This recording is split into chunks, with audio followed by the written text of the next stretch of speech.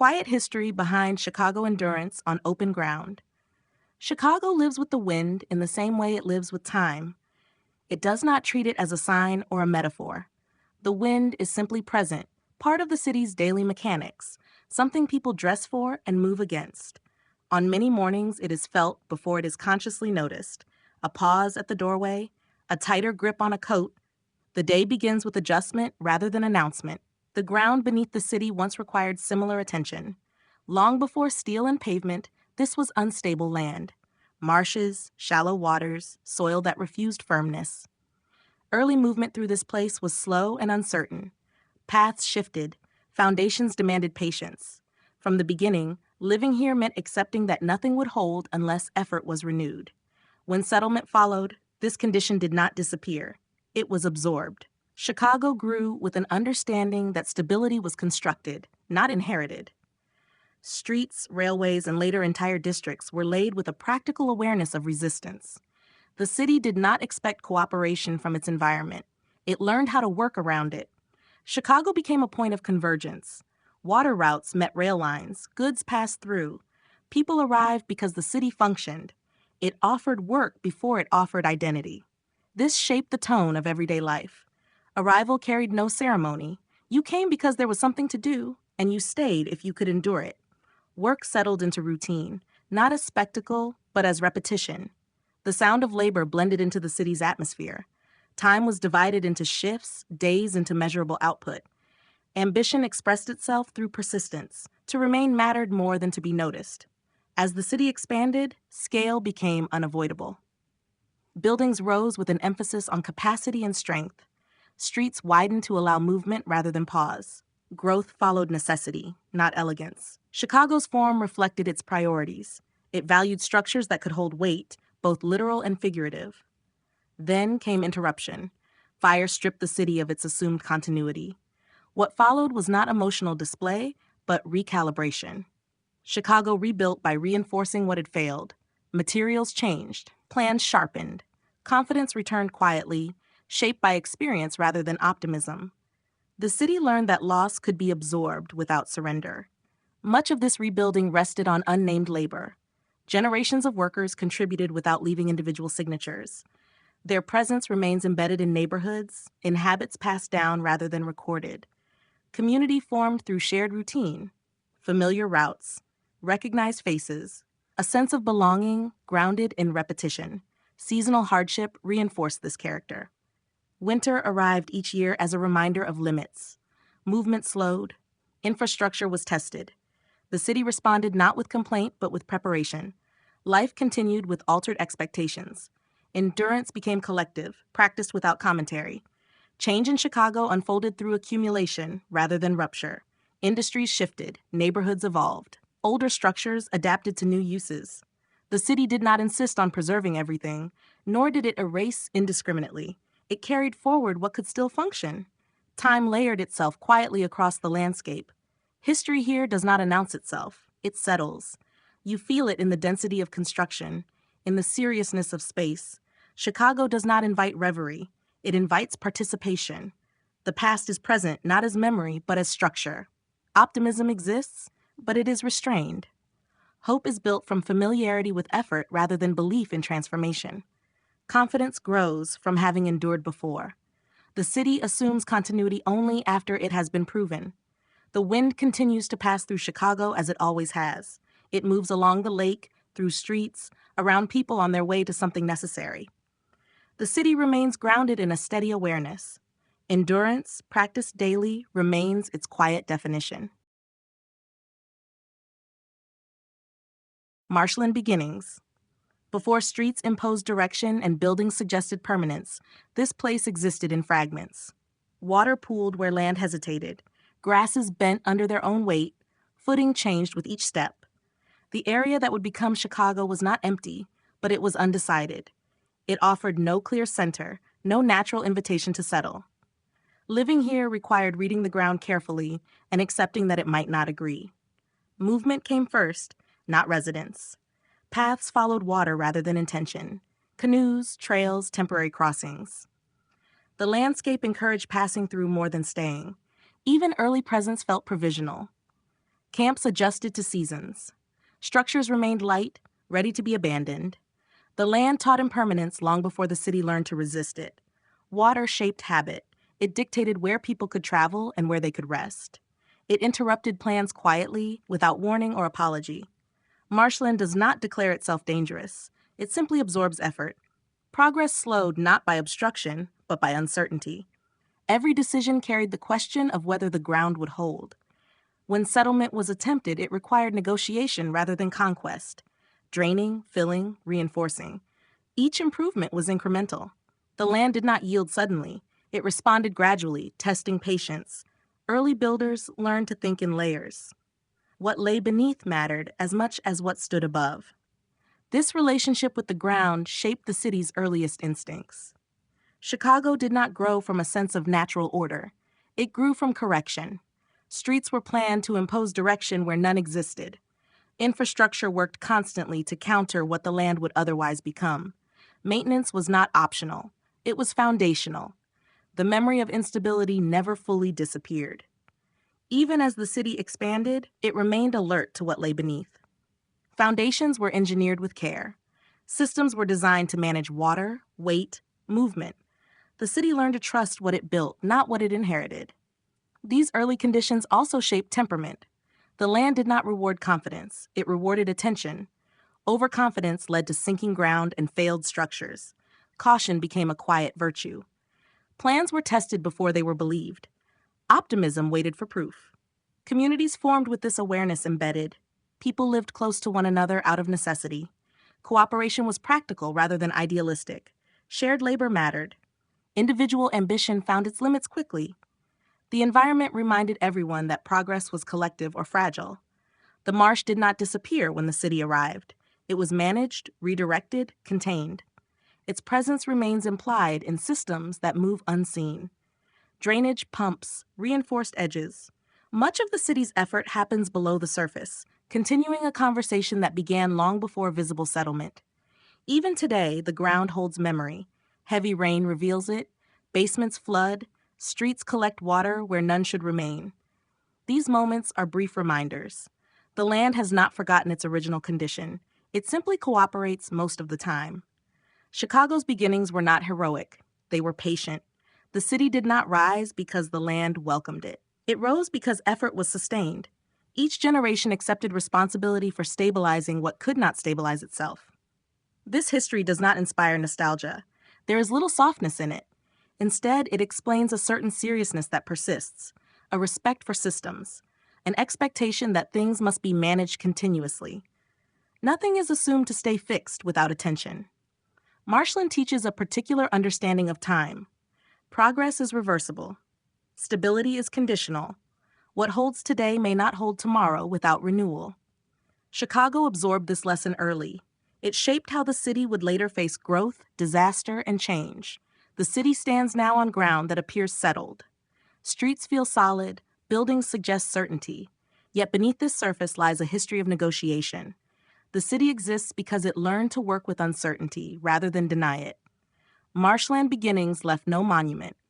There is no single place where they can be observed directly. Their influence is quieter. It appears in how the city prepares, reinforces, and endures. Chicago did not begin with confidence. It began with attention.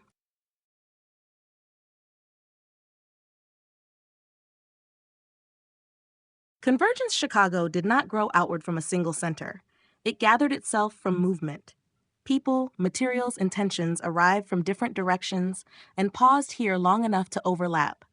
The city formed where paths crossed, not where they ended. Its earliest coherence came from traffic rather than settlement. Water guided this process first. The narrow connection between river systems made this place useful before it was desirable. Canoes, later barges, carried goods through the area with little concern for what surrounded them. The land mattered less than the passage it allowed. Chicago's earliest role was intermediary. It existed to connect elsewhere to elsewhere. When rail arrived, this function deepened. Tracks extended like lines of intention across open ground, converging without ceremony. Trains did not come to admire the city. They came to pass through it, to exchange cargo, to continue onward. Chicago learned to accommodate flow rather than resist it. The city adjusted itself to movement, not the other way around. People followed these routes. Some intended to stay, others to move on. Many did both without deciding in advance. The city absorbed this uncertainty easily. It offered work that did not require long explanation. Labor became the common language. Backgrounds mattered less than availability. Identity remained secondary to function. Neighborhoods formed near points of exchange. Rail yards, docks, factories. Proximity replaced design. Daily life arranged itself around access. Walking distance determined community. Familiarity grew from repetition rather than shared origin. People recognized one another through schedules and habits. This constant convergence shaped Chicago's social rhythm. Encounters were frequent but brief. Cooperation occurred without intimacy. Trust was built through reliability rather than closeness. You worked alongside others because the task required it. Friendship, when it arrived, was incidental. Goods accumulated as well: grain, meat, steel, timber. Chicago became a place where materials paused long enough to be transformed. Processing replaced production as the defining activity. The city's identity aligned with conversion. Raw inputs entered, finished outputs departed. What happened in between mattered most. Time behaved differently here. It was measured by arrival and departure rather than continuity. Shifts replaced seasons as markers.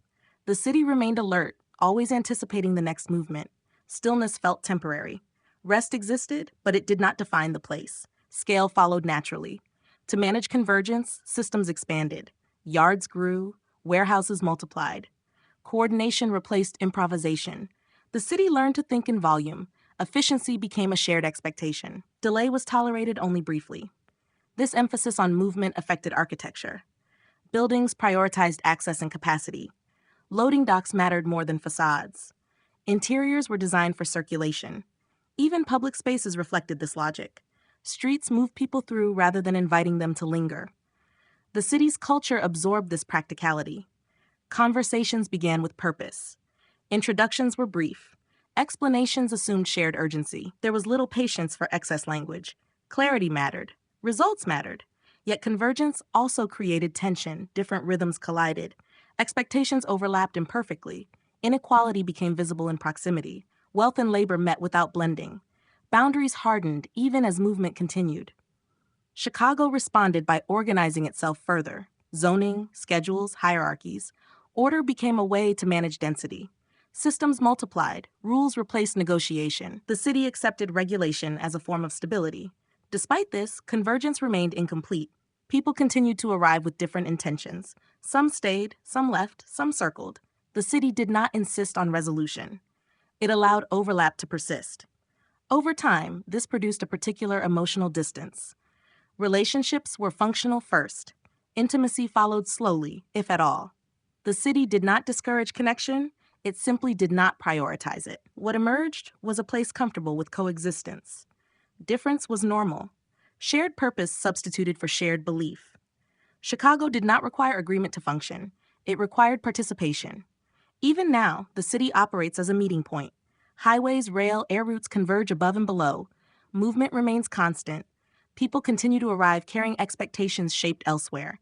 Some find alignment, others pass through unchanged. Chicago does not ask why you came. It asks what you will do while you are here. Convergence remains its quiet foundation, shaping a city that understands itself less as a destination than as a working intersection.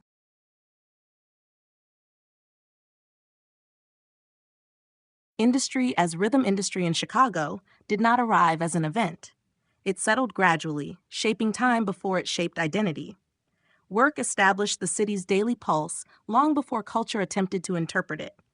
The sound of labor became familiar enough to fade into background presence. What mattered was not the noise itself, but its consistency. Factories, yards, and plants organized the day into predictable segments. Morning began with movement toward work rather than reflection. The city woke not because it wished to, but because it was required. Schedules replaced seasons as the primary measure of time. The year was felt through production cycles rather than weather alone. This rhythm influenced how people understood purpose. Work was not framed as aspiration. It was expectation. Employment did not promise fulfillment. It offered structure. Showing up mattered more than standing out. Reliability carried social weight. To be known as dependable was to be valued. Industrial spaces shaped posture and pace. Bodies adjusted to repetition. Hands learned specific motions. Attention narrowed. Over time, these habits extended beyond the workplace. Even leisure carried traces of discipline. Rest was functional, intended to restore capacity rather than explore possibility. The city itself mirrored this focus. Streets aligned with shifts. Transportation synchronized with entry and exit. Crowds moved in waves, predictable and dense. Individual stories blended into collective motion. Anonymity was not enforced. It emerged naturally from scale. Industry also influenced language. Speech became direct. Instructions favored clarity. Ornamentation was unnecessary. Conversations assumed shared constraints. Time was limited. Efficiency was understood without explanation. Wealth accumulated unevenly, but effort remained visible everywhere. The contrast between management and labor was present, yet proximity blurred distinction. Executives and workers occupied the same city rhythm, if not the same space. Everyone moved according to industrial time. This rhythm provided stability. Predictability reduced uncertainty. Even hardship felt manageable when patterned. Knowing when the whistle would sound offered reassurance. The future was not imagined broadly. It was anticipated narrowly, one shift at a time, yet this structure came with cost. Flexibility diminished. Creativity retreated into private spaces. The city valued function over expression. Personal ambition adjusted itself to available roles. Dreams learned to wait. Industrial rhythm also shaped memory. Generations recalled time spent working more readily than moments spent resting. Stories centered on endurance rather than achievement. Pride emerged from survival. To have lasted mattered more than to have excelled. As industries evolved, the rhythm adjusted rather than disappeared. Automation altered pace. Some sounds faded, others replaced them. The city absorbed change without ceremony. Work remained central even as its form shifted. Periods of decline disrupted this rhythm briefly. When factories closed or slowed, silence felt unfamiliar. The absence of sound unsettled neighborhoods accustomed to motion. Yet even then, the city searched for replacement rhythms rather than reflection. New forms of labor filled old spaces. Industry left marks on architecture. Buildings were designed to support flow. Wide floors, reinforced frames, minimal ornament. These structures persist, repurposed but unchanged in spirit. They continue to suggest movement even when standing still. The rhythm of industry shaped social relationships as well. Bonds formed through shared labor rather than shared interest. Solidarity emerged from proximity and repetition. Conflict existed, but cooperation remained necessary. The city learned how to function amid tension. This pattern influenced how Chicago responded to pressure. Crisis did not inspire panic. It prompted adjustment. Systems were reviewed, processes adapted. The city trusted method over emotion.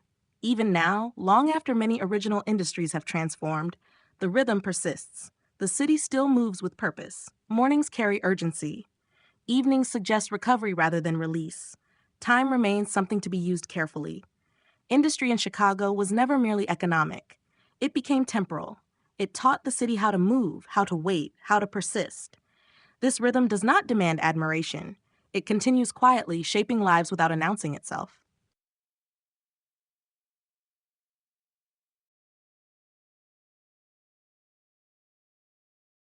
Scale and its consequences. Chicago grew large before it learned how to feel large.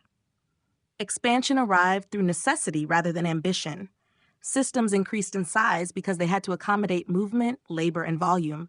The city accepted scale as a condition, not a goal. Only later did it begin to understand what that scale demanded in return. Bigness altered perception. Distances lengthened. Familiar routes multiplied. What once could be known through routine became abstract. Neighborhoods expanded beyond personal experience. The city exceeded the grasp of any single inhabitant. This did not create confusion so much as detachment. People learned to function without full understanding. Scale required coordination. Informal agreements no longer sufficed. Schedules hardened. Bureaucracy emerged as a practical response. Rules replaced familiarity. The city did not mourn this shift. It recognized order as necessary for continuity. Complexity demanded management. Buildings reflected this adjustment. Structures rose higher, stretched wider, and accommodated greater loads. Engineering responded to pressure with precision. Confidence grew from calculation rather than vision. The skyline became a record of solved problems.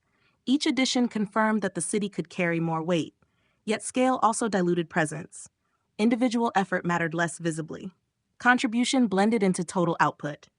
Pride shifted from personal accomplishment to participation in something larger. People learned to measure success indirectly.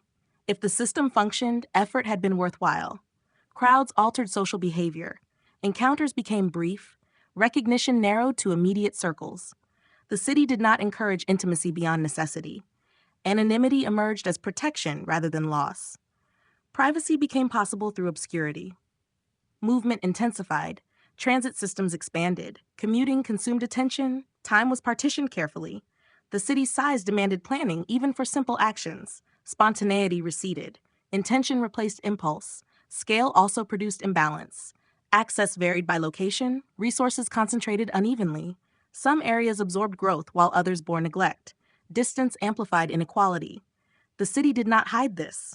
It absorbed it into its structure. Governance struggled to keep pace. Decisions affected millions, often invisibly. Policy became abstract. Consequences unfolded slowly. Accountability blurred.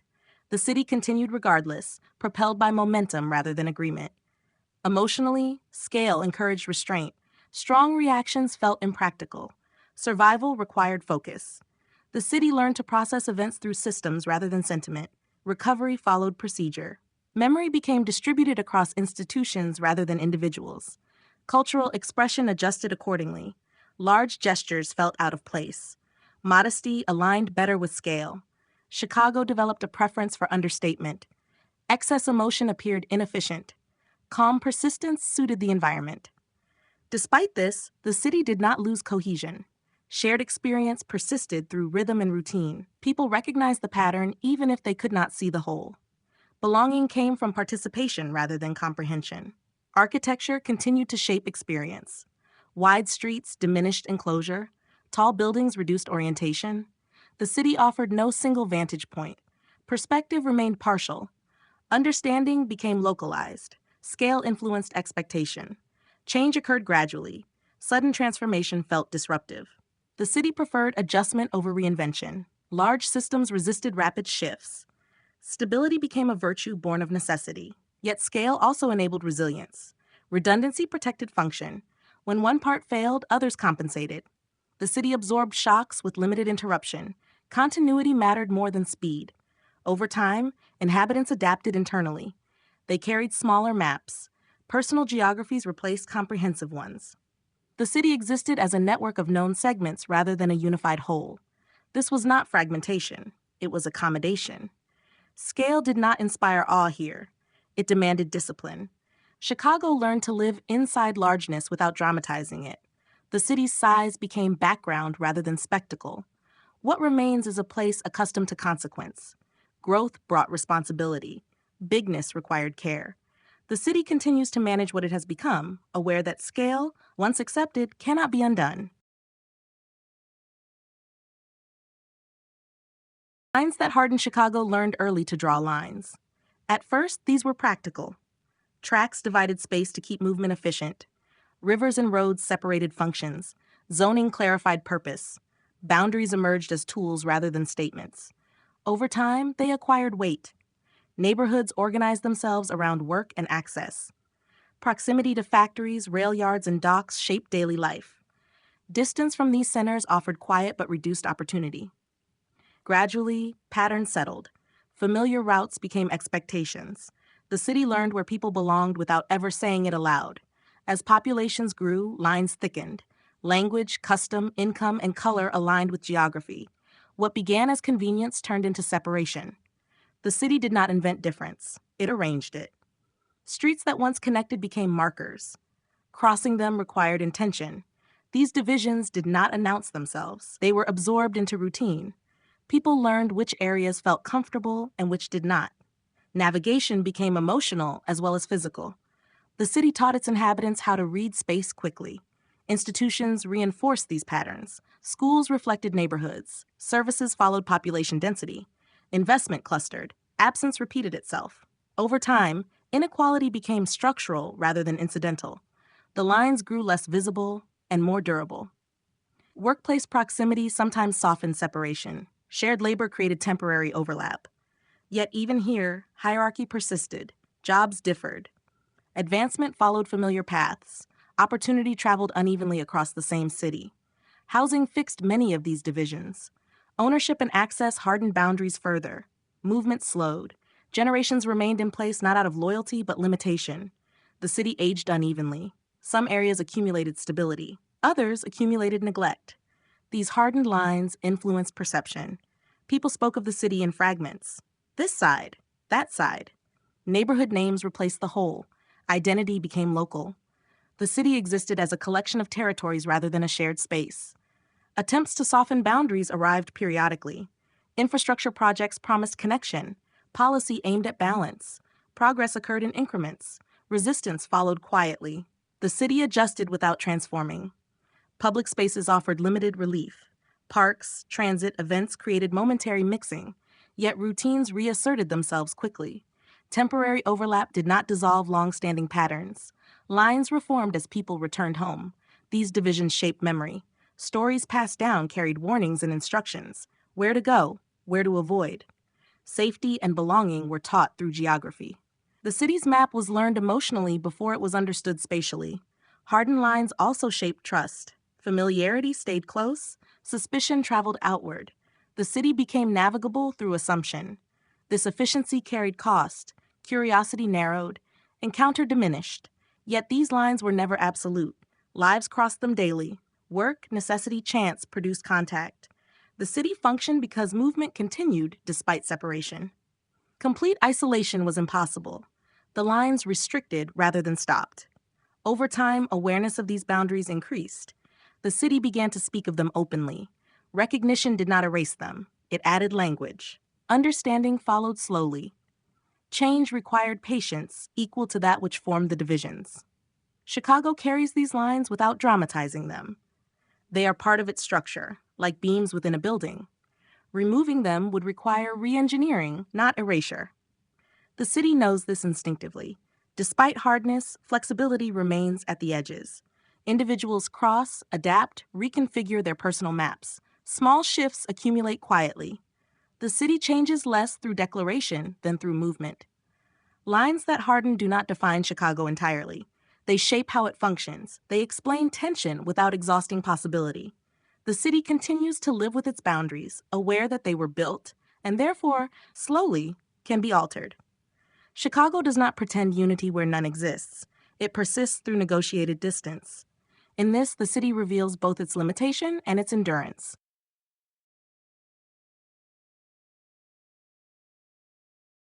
Fire that reshaped confidence. The fire arrived without warning, but it did not arrive without context.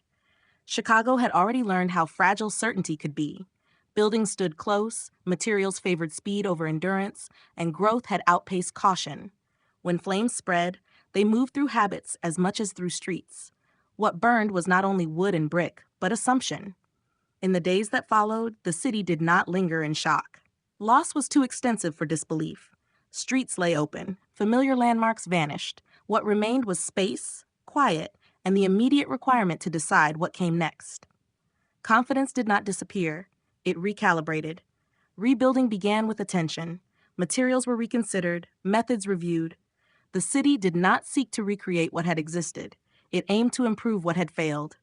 Fire altered the relationship between ambition and restraint. Growth would continue, but with structure informed by experience. This shift was not dramatic in tone. There were no extended pauses for reflection. Work resumed quickly. Temporary shelters rose. Businesses reopened in provisional forms. Life reorganized itself around continuity rather than mourning. The city treated recovery as a task rather than a statement. The fire clarified priorities. Safety gained weight. Planning acquired legitimacy. Regulation, once resisted, became acceptable. The city recognized that unchecked expansion carried cost. Control was reframed as protection rather than limitation. Architecture responded first. New buildings emphasized strength and separation. Materials resisted flame. Spacing increased. Height became deliberate rather than impulsive. The skyline that followed reflected a new seriousness. Confidence returned through engineering rather than optimism. Social behavior adjusted alongside structure. People trusted systems more readily. Collective effort felt justified. Cooperation replaced improvisation. The city leaned into organization as a means of survival. Individual risk mattered less than shared stability. Memory of the fire settled into background awareness. It was not constantly invoked, but it influenced decision-making quietly. The city carried the lesson without dramatizing it. Preparedness replaced innocence. Economic activity resumed with urgency. Chicago's role as a center of movement and processing could not pause for long. The fire had disrupted function, not identity. The city returned to work with renewed discipline. Efficiency gained importance. Waste became less tolerable. The fire also altered the city's relationship with failure. Loss no longer implied collapse. It implied revision. Chicago learned that destruction did not require retreat. It required response. Confidence became conditional, grounded in adaptability rather than permanence. Generations that followed inherited this attitude. Crisis was approached practically. Emotion existed privately. Public response focused on restoration. The city developed a habit of rebuilding forward rather than backward. This posture extended beyond architecture. Institutions adopted redundancy. Systems anticipated strain. Planning accounted for interruption. The city internalized resilience as routine. Fire also changed how Chicago imagined its future. Growth was no longer assumed to be linear. Setbacks were expected. The city prepared for them without anxiety. This expectation reduced panic. Confidence became quieter, less declarative. What emerged was a city comfortable with revision. Mistakes did not demand denial. They demanded correction. The fire marked a transition from expansion driven by speed to expansion guided by knowledge. Even today, traces remain. Building codes, spacing, materials all echo that moment. The city does not celebrate the fire. It absorbs it. The lesson persists without ceremony. Chicago's confidence after the fire was different from what came before. It was no longer rooted in momentum alone. It rested on the understanding that endurance required learning. The city did not rebuild itself to appear invulnerable. It rebuilt to function despite vulnerability. Fire reshaped Chicago not by weakening it, but by refining its sense of strength. Confidence survived because it changed form. It became practical, cautious, and durable. Labor without credit. Much of Chicago's strength has always come from work that does not announce itself. The city moves because countless tasks are completed without recognition. Effort disappears into outcome. When systems function, the labor behind them fades from view. This invisibility is not accidental. It is structural. From the earliest days, work in Chicago favored efficiency over acknowledgement. Goods were processed, transported, assembled. The focus remained on completion rather than authorship. Individual contribution mattered less than collective output. The city rewarded reliability more than distinction. This pattern shaped identity. Many who labored here were known primarily through what they did, not who they were. Names blended into roles. Shifts replaced biographies. Pride was measured quietly. To have worked steadily was achievement enough. Immigrant labor reinforced this tendency. New arrivals entered systems already in motion. Language barriers narrowed expression. Visibility lagged behind effort. Communities formed around shared experience rather than public recognition. The city absorbed contribution without ceremony. Workplaces reinforced anonymity. Large operations required coordination rather than spotlight. No single hand could claim result. The city's scale diluted attribution. What mattered was continuity. Absence disrupted flow more than failure. This invisibility extended beyond industry. Maintenance work, service roles, caretaking tasks sustained daily life without notice. Streets were cleared, systems repaired, spaces cleaned. The city continued to function, unaware of the hands that preserved it. Labor without credit shaped social expectation. Gratitude remained implicit. Praise was rare. Complaints surfaced more readily than acknowledgement. The city normalized this imbalance. Survival demanded focus. Reflection followed privately, if at all. Over time, this produced a culture of restraint. People did not expect recognition. Satisfaction came from completion rather than applause. Endurance replaced ambition as the dominant value. Work done quietly was work done well. This ethic also influenced protest and reform. Demands emerged slowly. Injustice accumulated before response. The city's workers often endured long before they spoke. When they did, It reflected depth rather than impulsiveness. Stories of labor persisted in families rather than institutions. Memory traveled through conversation, not archives. What was remembered emphasized sacrifice rather than reward. Pride centered on persistence. The city benefited from this dynamic while rarely naming it. Systems depended on people who accepted invisibility as normal. Chicago's efficiency was built on this acceptance. Its cost remained distributed and unseen. Changes in industry altered conditions, but not the pattern. New forms of labor emerged, but credit remained uneven. The city continued to value outcome over origin. Technology obscured effort further. Processes replaced people in public imagination. Despite this, labor remained central to identity. People introduced themselves through work. Occupations signaled belonging. Contribution defined place within the city. Even when unrecognized, labor anchored meaning. This lack of credit also fostered solidarity. Shared invisibility created connection. Mutual understanding replaced external validation. Communities supported one another quietly. The city functioned through these networks more than through formal acknowledgement. Occasionally, labor surfaced into public view. Strikes, movements, moments of recognition interrupted routine. These moments mattered, but they were exceptions. Daily life returned quickly to invisibility. Chicago did not resolve this tension. It lived with it. The city accepted that much of what sustained it would remain unseen. This acceptance shaped its tone. Modesty felt appropriate. Excess praise felt out of place. Even now, the city operates through labor that does not claim attention. People arrive early, leave late, maintain systems without notice.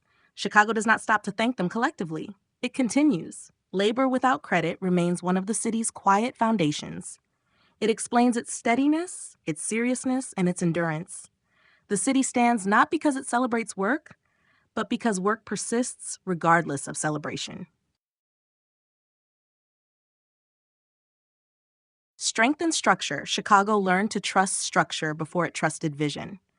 The city's confidence grew from what could be tested, measured, and held in place. Strength was not imagined. It was calculated. From early on, stability depended on frameworks that could carry weight without complaint. As buildings rose, attention shifted inward. What mattered was not the surface, but the skeleton beneath it. Steel frames replaced decorative assurances. Load-bearing logic guided design. The city's architecture spoke quietly of restraint and preparation. It valued what endured unseen. This approach extended beyond buildings. Infrastructure reflected the same principle. Bridges, rail systems, utilities were built to absorb strain. Redundancy was intentional. Failure was anticipated rather than denied. Chicago organized itself around resilience rather than elegance. Structure shaped behavior. People moved with an awareness of limits. Expectations adjusted to capacity. The city did not encourage improvisation where reliability was required. Method mattered. Order was respected not as authority, but as necessity. Strength became associated with consistency. Systems that functioned day after day earned trust. The city learned to value maintenance as much as innovation. Repair held equal status with construction. What lasted mattered more than what impressed. This mindset influenced governance. Policies favored durability over speed. Change arrived incrementally. The city resisted sweeping transformation unless structure supported it. Patience became a civic habit. Social systems mirrored this emphasis. Institutions developed layered processes. Decision-making slowed but stabilized. Accountability dispersed across frameworks rather than individuals. Responsibility was shared, sometimes diluted, but rarely absent. Structure also influenced personal identity.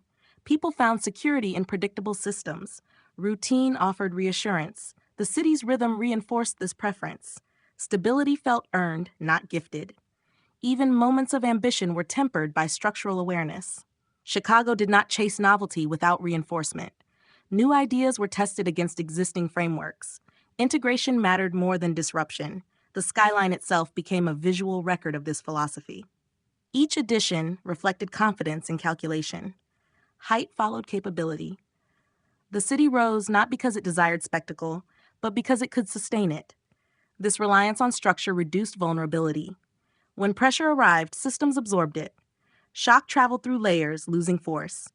The city endured because it had planned for strain long before it arrived. Criticism followed occasionally. Structure was seen as rigid. Innovation appeared constrained. Yet Chicago accepted this trade-off. It preferred reliability to volatility. Progress remained welcome, but only when anchored. Over time, this emphasis produced a particular calm. Crises were met with process rather than panic. The city trusted its frameworks. Response followed protocol. Emotion receded behind action. Strength and structure also shaped memory. The city remembered achievements through what remained standing. Buildings, bridges, systems outlasted narratives. History was preserved materially rather than rhetorically. This focus did not eliminate fragility. Structures aged, systems required renewal. The city understood this. Strength demanded attention. Maintenance was continuous. Even now, Chicago's endurance rests on this understanding. The city continues to invest in what holds.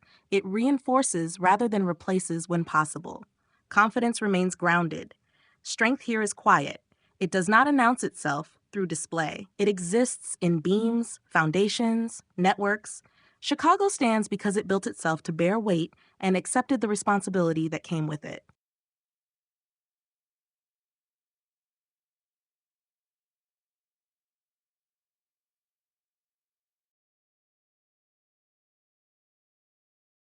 Winter as interruption. Winter arrives in Chicago without apology. It does not negotiate with routine or soften its presence for convenience. The season interrupts motion, slows intention, and redefines scale. Streets narrow, distances lengthen. What once felt manageable acquires weight. The city does not treat winter as an anomaly. It prepares for it. Yet preparation never fully neutralizes disruption. Cold changes behavior subtly at first. People walk faster. Conversations shorten. The body becomes the primary concern. Daily life contracts inward. Snow alters the city's rhythm. Familiar paths disappear temporarily. Landmarks lose clarity. Movement requires attention. The city becomes quieter, not through silence but through reduction. Less lingers, more passes quickly. Work adapts rather than pauses. Schedules hold, but flexibility increases. Delays are anticipated. Absence is understood. The city accepts imperfection during these months. Efficiency yields slightly to endurance. Infrastructure is tested repeatedly. Systems strain. Repairs become routine. The city reveals its priorities through what it maintains. Clearing streets matters. Keeping transit moving matters. Comfort becomes secondary to function. Winter also changes perception of space. Indoors gains importance. Public life narrows. Neighborhoods feel more defined. Familiar faces appear more often as travel contracts.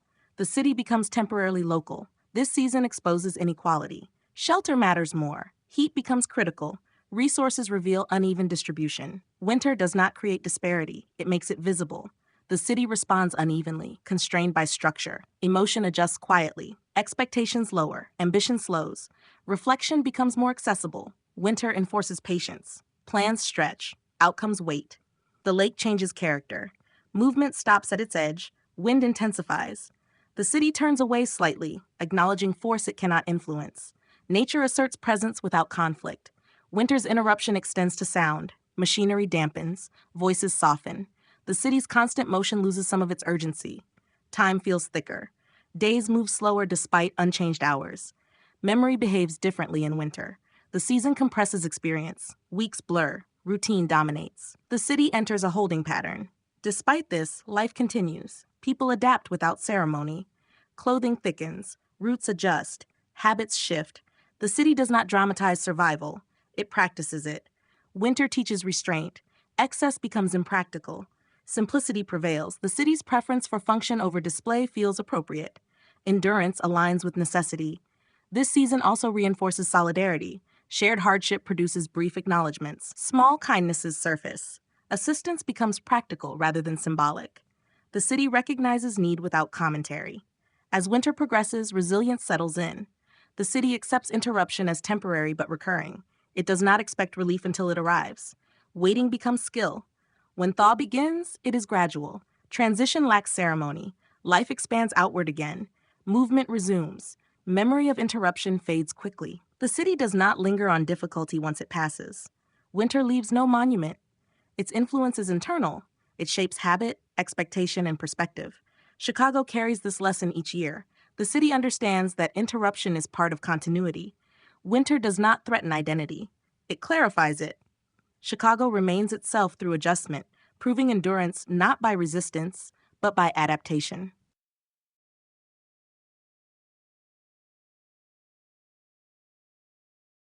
Practical change. Change in Chicago rarely announces itself. It does not arrive as a declaration or a break from what came before. It emerges quietly through adjustment, revision, and necessity. The city alters course not because it desires novelty, but because conditions require response. This approach developed early.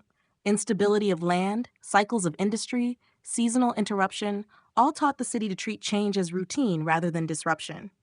Chicago learned that adaptation worked best when it remained grounded. Grand reinvention carried risk. Practical correction offered continuity. Change often began at the margins. A process improved, a route shifted, a building found new use. These small decisions accumulated over time. The city evolved without demanding attention. Transformation occurred gradually, often noticed only in retrospect. Institutions reflected this mindset. Policies favored amendment over replacement. Systems were revised rather than dismantled. The city preferred to fix what existed rather than abandon it. Familiarity carried value. Efficiency grew from refinement. This pragmatism shaped innovation. New ideas were tested carefully. Adoption depended on integration rather than disruption. If change could not coexist with existing structures, it struggled to persist. Chicago valued compatibility. Economic transitions followed this pattern. Industries declined, but their spaces remained. Factories became warehouses, offices, residences. The city reused rather than erased. Memory stayed embedded in structure, even as function shifted. People adapted similarly. Careers evolved through necessity, skills transferred, ambition adjusted to circumstance. Reinvention was possible, but rarely theatrical. The city rewarded those who could shift quietly. Neighborhoods demonstrated this change visibly. Demographics moved, uses shifted, boundaries softened and reformed. Yet the city resisted sudden identity changes. It allowed overlap. Continuity mattered. Practical change also shaped expectations. Progress was not assumed to be immediate. Patience became habitual. The city accepted that improvement required time. Urgency existed, but it was disciplined. This approach moderated conflict. Disagreement found resolution through adjustment rather than confrontation. Compromise replaced dominance. The city preferred workable outcomes to ideal ones. Infrastructure exemplified this philosophy. Expansion occurred incrementally, repairs were prioritized, systems grew through addition rather than overhaul. Stability remained the goal. Chicago's relationship with planning reflected this balance. Vision existed, but it was constrained by feasibility. The city did not ignore possibility. It filtered it through experience. Culturally, this fostered understatement. Change did not require performance. Success did not require announcement. The city trusted function to justify itself. Criticism occasionally followed. This restraint was seen as conservatism. Innovation appeared slow, yet the city accepted these perceptions. Reliability mattered more than speed. Over time, practical change created resilience. The city adjusted without fracturing. Identity remained recognizable. Growth occurred without erasure. Even now, Chicago continues to shift in this manner. New needs emerge. Responses follow. The city remains attentive rather than reactive. Change here is not resisted, it is managed. Chicago understands that survival depends less on vision than on execution. By treating change as an ongoing task rather than a defining moment, the city maintains continuity amid constant adjustment. Practical change remains one of Chicago's quiet strengths.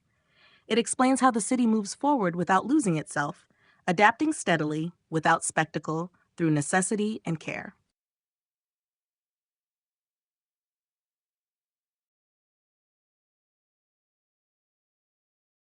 Learning to withstand Chicago did not set out to become resilient. Endurance was learned gradually through repetition rather than resolve. Each challenge arrived without asking whether the city was ready. Over time, response became habit. Withstanding replaced reacting. Survival settled into routine. Early uncertainty taught this lesson first. Unstable ground, shifting industries, dense growth. The city learned that security was provisional. What held today might fail tomorrow. Preparation became a form of respect for reality. Chicago learned to expect strain without dramatizing it. Withstanding did not mean resisting every force. It meant yielding selectively. The city adapted posture rather than stiffening entirely. Buildings flexed through engineering. Systems incorporated redundancy. Lives adjusted through habit. Strength emerged from accommodation rather than defiance. This understanding shaped personal behavior. People learned to pace themselves. Ambition moderated. Energy was conserved. The city valued those who could last. Persistence mattered more than intensity. Burnout was not admired. Steadiness was. Crisis reinforced this approach. Economic downturns, environmental pressure, social tension. Each tested capacity. The city responded through organization. Processes activated, repair followed damage. Emotion remained present but contained. Action took precedence. Communities absorbed strain collectively. Support networks formed quietly. Assistance traveled through familiarity rather than announcement. The city did not depend solely on formal systems. Informal resilience filled gaps. Withstanding also influenced memory. Difficult periods were remembered without embellishment. Stories emphasized endurance rather than victory. Survival itself became accomplishment. Pride came from having remained. This habit extended to governance. Policy anticipated failure. Safety nets reflected expectation rather than optimism. The city learned to plan for difficulty as a baseline condition. Chicago's physical form mirrored this lesson. Structures emphasized durability. Materials were chosen for longevity. Maintenance was continuous. The city accepted wear as inevitable. Renewal followed carefully. Social expectations adjusted accordingly. People did not assume ease. Comfort was appreciated, not expected. The city normalized effort. Hardship did not require explanation. This acceptance reduced panic. When disruption arrived, response was measured. Familiar procedures guided action. The city trusted process. Confidence rested on repetition. Learning to withstand also meant recognizing limits. The city did not promise infinite growth. Capacity was acknowledged. Expansion slowed when necessary. Retraction occurred without shame. This realism shaped optimism. Hope remained present, but restrained. The future was imagined as manageable rather than ideal. Progress was incremental. Improvement was earned. Even moments of success carried this tone. Achievement did not invite excess. Celebration was brief. Attention returned quickly to maintenance. The city valued continuation over culmination. Withstanding also required letting go. Some losses could not be reversed. Neighborhoods changed. Industries faded. The city mourned quietly, then adjusted. Memory remained without paralysis. Over time, endurance became identity. Chicago did not speak of resilience often. It practiced it. The city functioned through repetition of care. Even now, learning continues. New pressures emerge. Climate shifts. Economic patterns evolve. The city responds as it has learned to. Preparation follows observation. Adjustment follows impact. Learning to withstand did not harden Chicago emotionally. It grounded it. The city developed patience, awareness, and discipline. These qualities remain understated but central. Chicago stands not because it avoided difficulty, but because it learned how to remain through it. Endurance here is not heroic. It is habitual. Weight of accumulated time in Chicago does not drift lightly. It settles. Each generation leaves behind structures, systems, and habits that remain in use long after their origins fade. The city carries these layers without ceremony. Past decisions continue to shape present movement, often unnoticed. Accumulated time appears first in the built environment. Buildings stand longer than the ideas that produce them. Streets follow paths laid for earlier needs. Infrastructure reflects priorities that no longer exist, yet still function. The city adapts around these inheritances rather than replacing them. This continuity produces a sense of density. History feels present not through narrative but through constraint. The city does not move freely. It moves within limits established long ago. Choices are shaped by what already exists. Freedom is negotiated rather than assumed. Daily life absorbs this weight subtly. Commutes follow inherited routes. Neighborhood identities persist despite demographic change. Institutions operate according to procedures refined across decades. The city's present is guided by habits older than its inhabitants. Memory in Chicago is practical. It resides in use rather than display. Landmarks remain functional. Old buildings find new purposes. Preservation occurs through adaptation. The city resists treating history as ornament. It prefers continuity of use. This accumulation also shapes expectation. Change arrives slowly. Sudden transformation feels foreign. The city anticipates gradual adjustment. Patience becomes necessary. Time stretches. People internalize this rhythm. Personal histories intersect with city history. Families remain across generations. Stories repeat with variation. Experience accumulates quietly. Accumulated time also produces obligation. Maintenance becomes continuous. What exists must be cared for. Neglect carries consequence. The city accepts this responsibility as part of survival. The weight of the past tempers ambition. New projects are evaluated against existing complexity. Integration matters. Compatibility determines success. The city values what fits. This restraint does not eliminate creativity. It channels it. Innovation works within constraint. Solutions respect context. Chicago learns forward by remembering backward. The city's sense of identity emerges from this layering. It is not defined by a single era. It exists as a composite. Contradictions coexist. Old and new overlap without resolution. Accumulated time also sharpens awareness of loss. Some things disappear. Others remain. The city does not preserve everything. Selection occurs through use. What continues to function stays. What does not fades. This process is unsentimental. Memory does not demand permanence. It requires relevance. The city honors past effort by continuing it, not by freezing it. Over time, this approach produces stability. The city does not chase trends. It integrates what endures. Confidence grows from continuity. Even in moments of disruption, accumulated time influences response. Systems activate based on prior experience. Lessons guide action. The city rarely faces anything entirely new. This weight can feel heavy. Progress slows. Adaptation requires effort. Yet, the city accepts this cost. The alternative would be erasure. Chicago moves forward carrying its past intact but altered. Time here is not linear. It is layered. The present exists atop earlier decisions shaped by them. This accumulation defines the city's character. It explains seriousness, restraint, and patience. Chicago does not seek lightness. It accepts weight as part of endurance. The city stands because it has learned to carry time without collapsing under it. Accumulation here is not burden alone. It is foundation.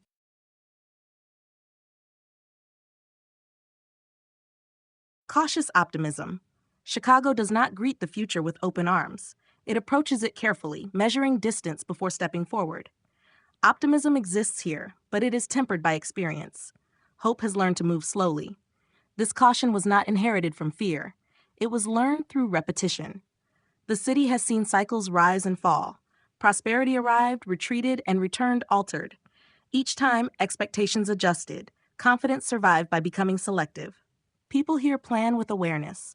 Goals are set with contingency in mind. Success is imagined, but not guaranteed. This posture does not diminish ambition. It anchors it. Dreams remain practical. Possibility is filtered through feasibility. Economic shifts reinforce this habit. Growth created opportunity, but also exposure. Industries expanded, then contracted. Jobs appeared and disappeared. The city learned not to rely on permanence. Adaptability replaced assurance. Neighborhoods reflected this balance. Investment arrived unevenly. Improvement followed patience rather than speculation. Change was welcomed, but watched. Trust required time. Sudden enthusiasm raised questions rather than excitement. Cautious optimism shaped civic life as well. Initiatives moved through review. Promises were evaluated. Progress depended on execution. The city learned to separate intention from outcome. Words carried weight only after action. This restraint influenced culture. Celebration remained modest. Achievement was acknowledged without excess. Pride existed quietly. The city did not assume continuation. Each gain required maintenance. People carried this attitude personally. Plans allowed for revision. Careers evolved gradually. Stability was valued, but not assumed. The future was approached as negotiable. Cautious optimism also protected against disappointment. Expectations were realistic. Loss did not shock as deeply. Recovery followed familiar patterns. The city maintained equilibrium by avoiding extremes. This balance did not eliminate enthusiasm. It refined it. Optimism focused on what could be sustained. Long-term effort mattered more than immediate reward. The city invested in continuity. Public projects demonstrated this philosophy. Infrastructure improved incrementally. Renewal followed use. The city preferred tested progress to speculative transformation. Cautious optimism also shaped social relationships. Trust developed through consistency. Promises were honored quietly. Reliability mattered more than charisma. The city valued those who returned.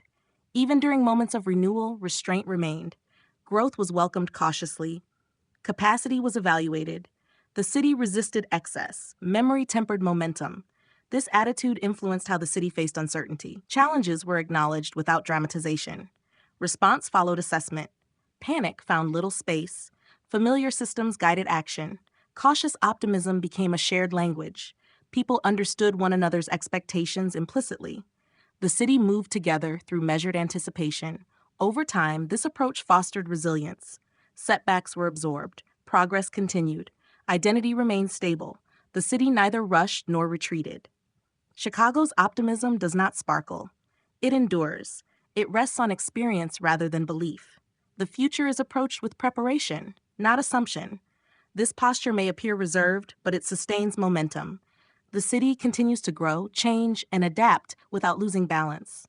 Cautious optimism allows Chicago to move forward while remembering what has been learned.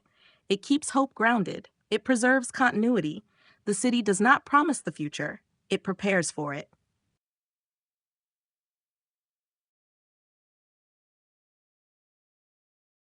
The wind remains. The wind continues without intention. It moves across the lake, through streets, between buildings that have learned to stand in its path. Chicago does not treat this movement as a symbol. It accepts it as a condition that never fully leaves. The city has grown around it, adjusted to it, and learned to recognize its presence without remark. Over time, the wind has become part of daily calibration. People account for it instinctively. Clothing is chosen with it in mind. Routes adjust slightly. Doors are held more firmly. These gestures are small, repeated, and uncelebrated. The city does not pause to notice what it has already incorporated. What the wind offers is not meaning, but continuity. It has moved through every version of the city, across marshland and rail yards, along unfinished streets and completed ones. It has touched wood, brick, steel, and glass without preference. While the city changed form, the wind did not alter its habit.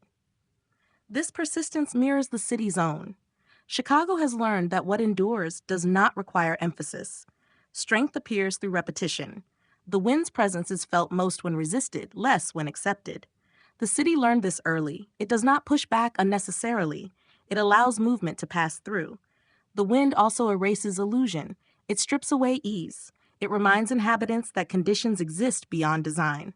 No structure fully escapes it. Even the tallest buildings bend slightly in response.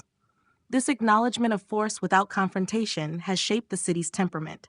Chicago does not dramatize exposure. It prepares for it. The wind tests systems continuously. Weakness reveals itself gradually. Maintenance becomes ongoing. The city accepts that stability requires attention, not assumption. In quieter moments, the wind moves through empty streets and along the water's edge. These passages belong to no one. They are unobserved yet consistent. The city exists even when unnoticed. The wind confirms this. People leave Chicago carrying fragments of its rhythm. Some remember the cold, others recall the movement. Few mention the wind directly, yet it has shaped posture, pace, and memory subtly. It travels with them indirectly. The city has never tried to silence the wind. It has built in its presence. Streets align, structures account for pressure. Life adjusts. The wind remains external, yet influential.